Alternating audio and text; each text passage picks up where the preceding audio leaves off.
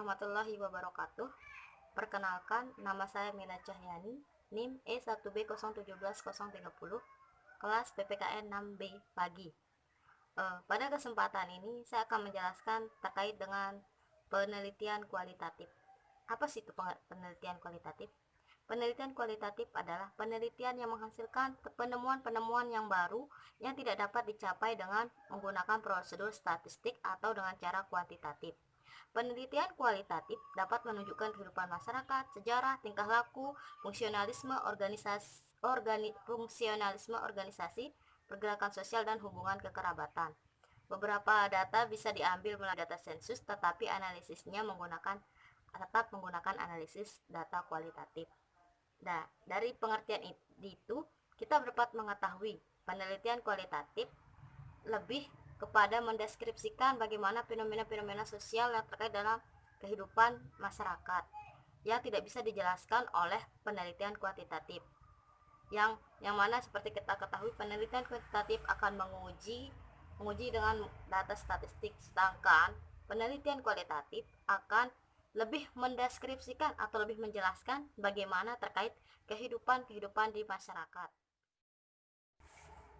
Ya, itu tadi pengertian dari penelitian kualitatif menurut sepemahaman saya. Selanjutnya, yang jadi pertanyaan sekarang itu dalam membuat penelitian itu pasti kita harus membuat judul penelitian. Nah, seperti yang kita ketahui, judul penelitian adalah judul yang akan menggambarkan isi dari penelitian yang akan kita lakukan. Tapi sebelum kita merumuskan judul, kita harus mengetahui dalam judul itu harus apa saja yang harus ada dalam judul itu. Yang pertama, judul itu tidak boleh lebih dari 25 kata. Itu syaratnya.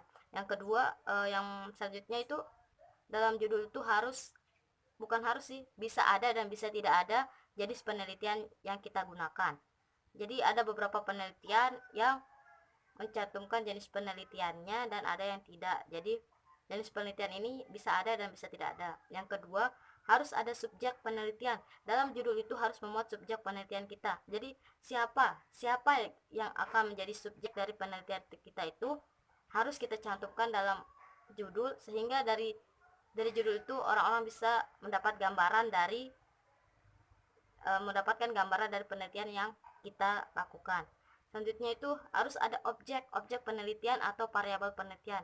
Jadi yang objeknya itu objek yang kita teliti itu kita harus cantumkan pada judul, sehingga seperti orang-orang itu dapat menggambarkan atau bisa memahami gitu, dapat mengetahui sebelum masuk ke judul kita itu, oh dia akan meneliti tentang ini, objek permasalahan tentang ini. Jadi orang tuh akan tertarik untuk membaca hasil penelitian yang kita lakukan. Selanjutnya itu dalam judul itu harus memuat tempat kita meneliti di mana. Penelitian yang kita akan lakukan itu selanjutnya dalam judul itu harus memuat tempat kita meneliti. Di mana kita melakukan penelitian itu kita harus cantumkan di dalam judul. Misalnya kita meneliti di Kota Mataram, berarti penelitian itu Kota Mataram itu kita harus cantumkan dalam judul. Misalnya tingkat kesadaran pedagang kaki lima di Kota Mataram. Dari membaca judul kita saja, orang-orang dapat mengetahui bahwa oh ternyata dia melakukan penelitian di Kota Mataram. Itu yang selanjutnya, yang kelima itu dalam judul itu harus memuat bukan harus tapi bisa ada dan bisa tidak ada, yaitu tahun meneliti. Jadi tahun kita meneliti itu bisa kita cantumkan di dalam judul, bisa juga tidak, karena itu nanti kan bisa dilihat di dalam isi gitu. Nah, sekarang ya itulah beberapa hal yang harus dimuat dalam judul penelitian. Selanjutnya, sebelum kita merumuskan judul penelitian itu ada beberapa hal yang harus kita lakukan. Yang pertama itu kita harus menentukan topik permasalahan yang akan kita angkat di dalam penelitian kita itu. Jadi sebelum kita membuat judul itu, kita harus menentukan apa yang jadi pokok permasalahan dalam penelitian yang akan kita gunakan. Setelah kita memilih atau menentukan topik yang akan kita teliti, selanjutnya itu kita akan mencari referensi yang relevan. Kita harus mencari referensi yang relevan dengan topik permasalahan yang sudah kita pilih. Jadi kita cari penelitian terdahulunya untuk mengetahui apa saja yang kurang di dalam penelitian orang tersebut atau apa saja yang lebihnya tersebut. Kita akan membuat penelitian yang baru yang baru sesuai dengan yang baru yang tidak sama dengan penelitian terdahulunya. Setelah kita mencari referensinya, kita membaca, lalu dari hasil bacaan itu kita harus bisa menyusun judul penelitian yang dimana yang udah saya jelaskan terdahulu. Judul penelitian itu kan harus memuat 5 hal itu. Jadi kita bisa merumuskan judul penelitian dari hasil bacaan yang udah kita lakukan. Nah, dari judul itu kan orang bisa mengetahui isi penelitian yang akan kita gunakan. Nah, dalam merumuskan judul penelitian itu ada beberapa hal yang harus kita perhatikan. Yang pertama, judul itu tidak boleh lebih dari 25 kata. Judul itu harus memuat jenis penelitian, subjek penelitian, objek penelitian, tempat meneliti, dan tahun meneliti. Itu harus terangkum dalam judul, sehingga dalam membuat judul itu kita harus membuat judul yang sangat menarik, yang bisa menarik pembaca untuk membaca penelitian yang kita lakukan. Nah, dalam merumuskan judul itu kita harus membuat judul yang tidak boleh sama dengan judul penelitian yang terdahulu atau yang sama, karena dalam merumuskan judul penelitian yang kita akan rumuskan itu tidak boleh sama dengan judul penelitian yang sudah ada, karena itu tidak diperbolehkan. Jadi kita harus membuat judul yang berbeda dengan judul penelitian terdahulunya. Jadi itulah beberapa cara untuk kita merumuskan judul penelitian. Nah, jadi di sini secara singkatnya itu judul itu akan menggambarkan isi dari penelitian kita. Jadi sebelum kita membuat judul itu kita harus menentukan topik permasalahannya dan mencari referensinya. Lalu dari hasil bacaan dan referensi yang kita sudah dapatkan, kita dapat merumuskan judul yang baik dan benar dengan mencantumkan atau dengan memuat 5 hal yang sudah saya jelaskan tadi, mulai dari jenis penelitiannya, subjeknya, objeknya, tempat meneliti, dan tahun menelitinya. Itu harus termuat dalam judul yang baik dan benar. Selanjutnya, setelah kita membuat judul penelitian, nah di dalam selanjutnya kita akan membuat latar belakang penelitian. Nah, sekarang yang menjadi pertanyaan, apa itu latar belakang penelitian?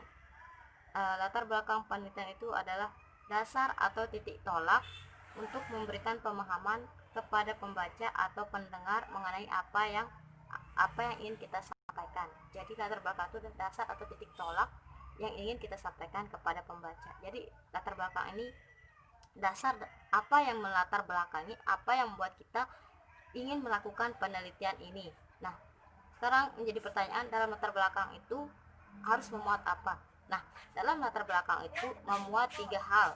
Yang pertama, kondisi ideal, keadaan faktual, yang ketiga solusi. Kita mulai dari kondisi ideal. Kondisi ideal ini adalah keadaan yang dicita-citakan atau suatu kondisi yang sesuai atau yang dicita-citakan. Jadi kita akan dalam latar belakang itu kita harus merincikan keadaan yang sesuai atau yang kita cita-citakan, yang kita inginkan gitu. Nah, selanjutnya itu dalam latar belakang ini memuat keadaan faktual. Kita sudah menguraikan keadaan atau yang kita cita-citakan. Selanjutnya kondisi faktual atau kondisi fakta yang terjadi di lapangan, apakah sesuai atau tidak dengan kondisi ideal yang sudah kita uraikan. Nah, setelah kita menguraikan kondisi faktual dan berdasarkan permasalahan-permasalahan yang ada, selanjutnya kita harus membuat solusi dari permasalahan itu. Solusi di sini itu kan sudah diuraikan kondisi faktualnya yang bermuat masalah. Jadi untuk mengatasi permasalahan itu kita harus memberikan beberapa solusi. Selain yang 3 itu, dalam membuat latar belakang kita bisa membuat dari yang umum dan ke khusus. Kita uraikan secara umum dulu, lalu semakin ke bawah semakin ke khusus. Nah, dalam latar belakang penelitian juga kita bisa mencantumkan beberapa penelitian terdahulu yang memiliki konteks yang sama dengan latar belakang memiliki judul penelitian yang mirip dengan penelitian yang kita lakukan. Jadi itu dia tadi, latar belakang itu adalah titik dasar atau titik dasar yang ingin kita sampaikan kepada peneliti atau suatu penjelasan yang melatar belakangi kita melakukan penelitian itu, yang dimana di dalamnya itu terdapat kondisi ideal, keadaan faktual, solusinya harus dimuat dalam latar belakang penelitian. Setelah kita membuat latar belakang penelitian, selanjutnya kita akan merumuskan rumusan masalah penelitian. Tapi sebelum kita merumuskan rumusan masalah penelitian, yang terlebih dahulu kita lakukan adalah mengidentifikasi masalah-masalah yang ada. Jadi kita akan identifikasi apa saja permasalahan yang terkait dengan penelitian yang akan kita gunakan, yang akan kita teliti maksudnya.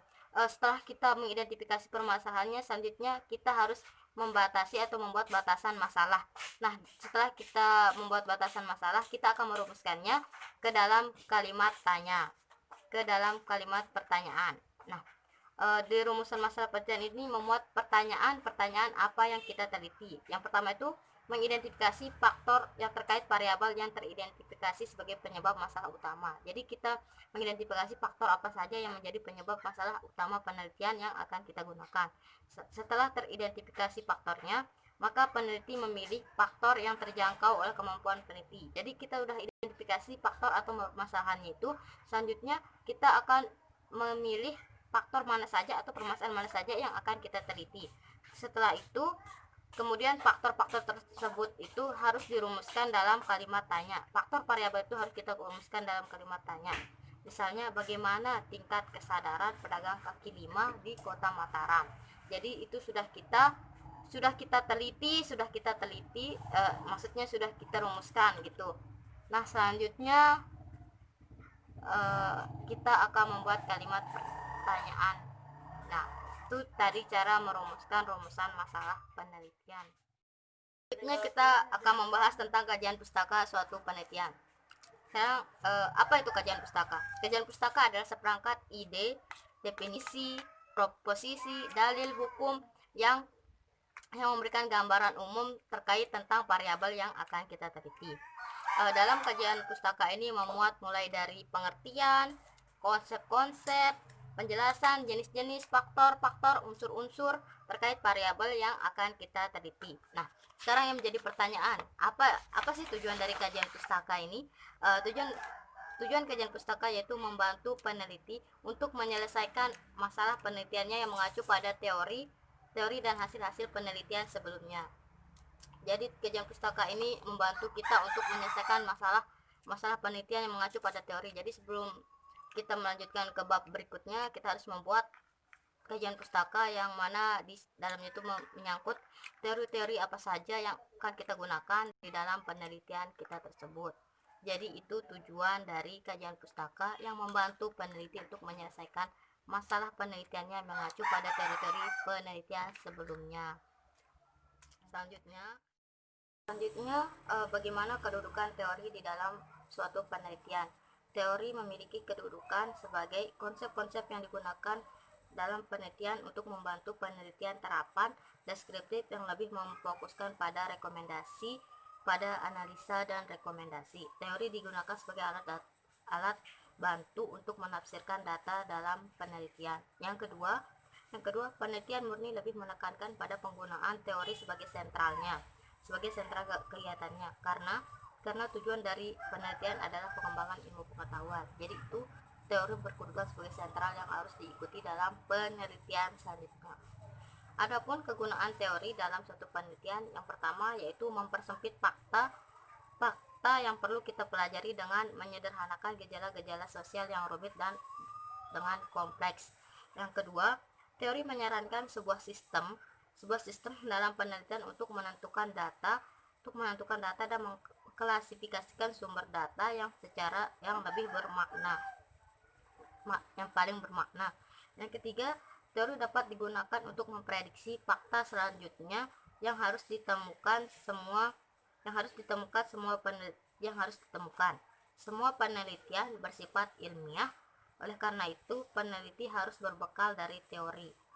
Jadi untuk lebih ilmiahnya lagi penelitian yang akan kita gunakan, kita harus mencari dan mengetahui teori-teori apa saja yang relevan atau yang berkaitan dengan variabel-variabel penelitian yang akan kita gunakan. Setelah mengetahui bagaimana pentingnya kedudukan teori dalam suatu penelitian, teori-teori yang akan kita gunakan untuk penelitian itu bisa kita temukan dari berbagai sumber seperti penelitian terdahulunya. sekarang jadi pertanyaan, apa sih itu penelitian terdahulu? Penelitian terdahulu yang relevan dalam suatu penelitian adalah suatu penelitian yang sebelumnya yang pernah dibuat dan dianggap relevan sesuai dengan yang dianggap relevan atau mempunyai keterkaitan dengan judul penelitian yang kita gunakan, yang akan kita gunakan, yang berguna untuk menghindari terjadinya pengulangan penelitian dengan pokok permasalahan yang sama. Jadi itu kita harus mencari penelitian terdahulunya untuk mengetahui apa saja yang sesuai dengan judul dan topik kita itu, untuk menghindari terjadinya penelitian yang sama dengan pokok permasalahan yang sama. Jadi sekarang apa sih fungsi penelitian terdahulu? Fungsi penelitian terdahulu itu yaitu membedakan penelitian terdahulunya dengan penelitian yang akan kita gunakan. Jadi dengan kita mengetahui penelitian terdahulunya, kita tidak akan mencontoh penelitian terdahulu. Maksudnya tidak akan membuat permasalahan yang sama dengan topik yang sama dengan judul penelitian terdahulunya, tapi kita akan membuat judul atau penelitian yang baru terkait dengan topik yang sama. Selanjutnya itu dari penelitian terdahulu itu kita bisa jadikan sebagai pendukung teori yang akan kita gunakan.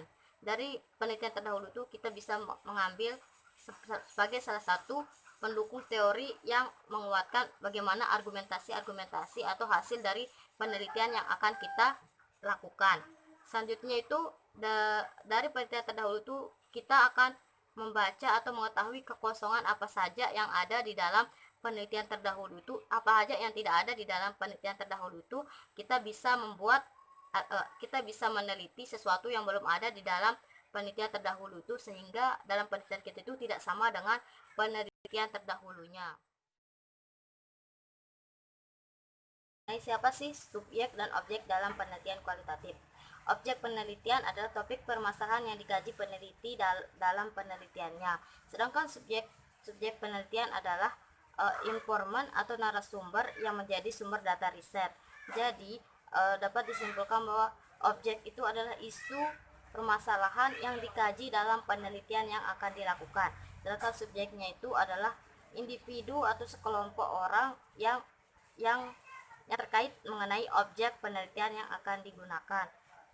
Adapun contoh agar kita memahami siapa objek dan subjek dalam penelitian kualitatif. Misalnya penelitian mengenai penolakan masyarakat mengenai pembangunan bandara di daerahnya. Jadi, yang menjadi objek penelitiannya itu adalah penolakan masyarakat dengan berdirinya bandara di daerahnya. Jadi penolakannya masyarakat itu yang menjadi objek penelitiannya. Sedangkan yang menjadi subjek dalam penelitian dari judul yang saya contohkan tadi itu adalah masyarakat, karena permasalahannya itu kan dia tidak menginginkan adanya pembangunan bandara di daerahnya. Sedangkan berarti yang menolak itu adalah masyarakatnya. Nah, masyarakat inilah yang menjadi subjek penelitian. Itu merupakan contoh yang sedikit relevan agar kita dapat memahami subjek dan objek penelitian kualitatif. Baiklah, selanjutnya saya akan menjelaskan terkait dengan bagaimana pengumpulan data dalam penelitian kualitatif serta menganalisis data dalam penelitian kualitatif. Jadi kita mulai dari pengumpulan data. Pengumpulan data yang digunakan dalam penelitian kualitatif ini ada 4. Yang pertama itu wawancara, observasi, FGD atau focus group discussion, dan dokumentasi. Jadi untuk mengumpulkan data itu kita bisa melakukan wawancara langsung kepada subjek penelitian kita itu untuk mengetahui permasalahan atau hal apa yang ingin kita teliti. Nah, yang kedua observasi. Nah, observasi ini kita turun langsung ke lapangan untuk mengamati dan mencari data itu sendiri meskipun membutuhkan waktu yang lama. Sedangkan FGD itu atau focus group discussion itu adalah wawancara pada topik tertentu oleh sekelompok kecil, misalnya kelompok mahasiswa, kelompok tim atletik, dan kelompok guru. Dan sedangkan dokumentasi itu yaitu pengumpulan data kita yang melalui dari dokumen-dokumentasi seperti studi kepustakaan, buku input teks dan surat kabar, internet, suara, rekaman, video, dan lain-lain. Dari semua teknik pengumpulan data ini masing-masing memiliki instrumen penelitian yang berbeda. Wawancara memiliki instrumen penelitian seperti pedoman wawancara, bagaimana cara kita atau tata cara kita melakukan wawancara sebelum kita terjun langsung kepada mencari narasumber tersebut. Jadi kita memerlukan pedoman wawancara agar kita memiliki rentetan-rentetan pertanyaan yang sudah kita akan tanyakan agar tidak spontan nantinya pada saat melakukan wawancara kepada narasumber. Sedangkan observasi memiliki instrumen penelitian seperti lembar observasi. Sebelum kita menyusun lembar observasi ini, kita harus membuat kisi-kisi pertanyaan yang sesuai dengan indikator atau teori yang berada di bab 2 atau kajian pustaka. Selanjutnya, setelah mengetahui teknik pengumpulan data, selanjutnya bagaimana sih analisis data dalam penelitian kualitatif. Analisis data ini yaitu bagaimana kita dalam mengolah data yang sudah kita kumpulkan tadi. Analisis data kualitatif dan kuantitatif itu berbeda. Kalau analisis kuantitatif, kita akan menguji atau menganalisis data itu menggunakan statistik. Sedangkan kalau penelitian kualitatif itu kita akan lebih menguraikan, mengolah, memilah, dan memilih data yang sudah kita kumpulkan.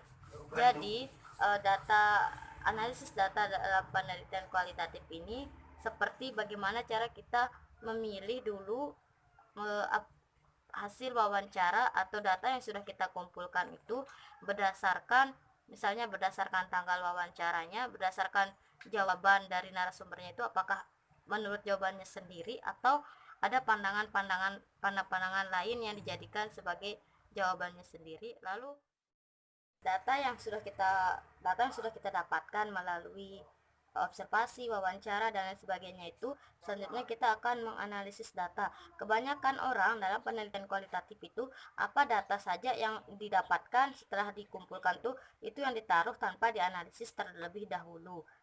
Jadi data yang kita dapatkan pada saat pengumpulan data itu merupakan data mentah, data yang masih perlu harus diolah terlebih dahulu. Jadi agar kita tidak mencantumkan data mentah itu tanpa kita analisis terlebih dahulu.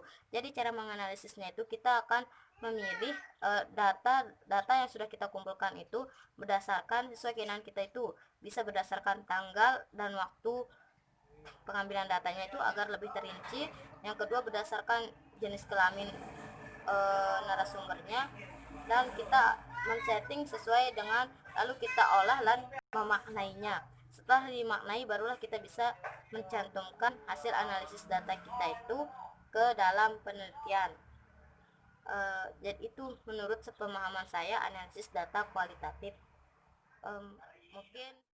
Mungkin hanya ini yang dapat saya sampaikan. Mohon maaf jika masih banyak sekali kekurangan dalam penyampaian saya. Itu hanya menurut sepemahaman saya. Mohon dimaafkan, dan terima kasih kepada Bapak Ibu dosen yang telah mengajar, yaitu Bapak Zubair dan Bu Fitri. Terima kasih telah mengajar mata kuliah penelitian kualitatif ini. Terima kasih atas ilmu yang telah diberikan. Mungkin hanya ini dapat saya sampaikan. Sekian dan terima kasih. Wassalamualaikum warahmatullahi wabarakatuh.